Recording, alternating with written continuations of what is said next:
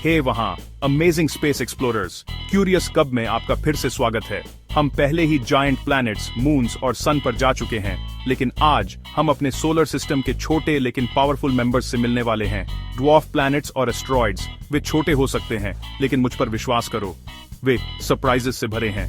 तो अपनी space belts बांध लो, क्योंकि ये कुछ बड़ी डिस्कवरीज के साथ एक मिनी साइज्ड एडवेंचर का समय है। तो एक ड्वार्फ प्लैनेट आखिर क्या होता है?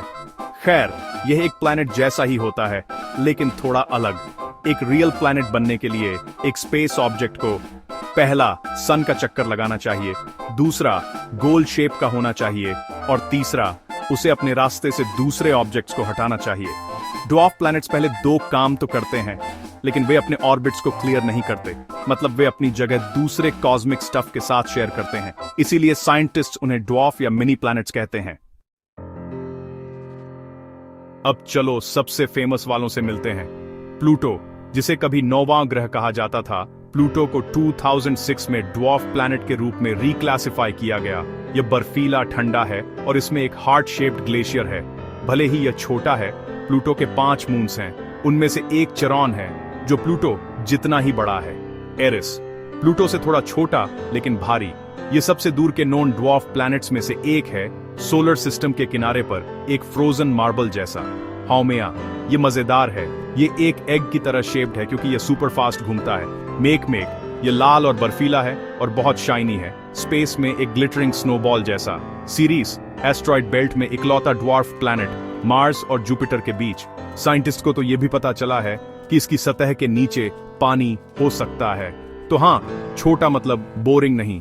ये छोटे वर्ल्ड्स बहुत कूल हैं। अब चलो एस्ट्रॉइड्स पर जूम करते हैं। ये रॉकी ऑब्जेक्ट्स हैं जो तब से बचे हुए हैं जब हमारा सोलर सिस्टम लगभग 4.6 बिलियन साल पहले बना था। इन्हें स्पेस फॉसिल्स समझो, जो हमें बताते हैं कि प्लैनेट्स कैसे बने थे।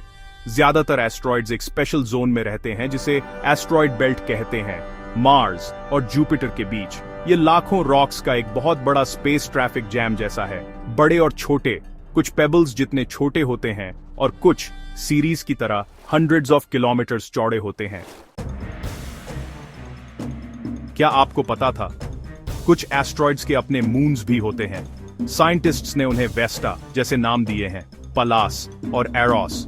और कभी कभी छोटे एस्ट्रॉइड्स अर्थ के एटमॉस्फेयर में एंटर करते हैं। जब वे जल जाते हैं तो हमें वे शूटिंग स्टार्स की तरह दिखते हैं। तो अगली बार जब आप किसी शूटिंग स्टार पर विश करें, आप बिलियंस ऑफ ईयर्स पहले के एक टाइनी स्पेस रॉक पर विश कर रहे होंगे। ड्वार्फ प्लैनेट्स और एस्ट्रॉइड्स भले ही छोटे हों, लेकिन वे हमें सोलर सिस्टम के इतिहास को समझने में मदद करते हैं। वे हमें बताते हैं कि शुरुआती सोलर सिस्टम कैसा दिखता था जब सब कुछ बन रहा था। कुछ एस्ट्रॉइड्स में तो पानी और ऑर्गेनिक मटेरियल्स भी होते हैं, जिन्होंने शायद अर्थ पर जीवन लाने में मदद की होगी। इसका मतलब है, शायद हम सब एंशिएंट स्टारडस्ट और स्पेस रॉक्स के छोटे छोटे टुकड़ों से बने हैं। ठीक है क्यूरियस कब्स, ये क्विज टाइम है। चलो आपकी टाइनी स्पेस नॉलेज को टेस्ट करते हैं।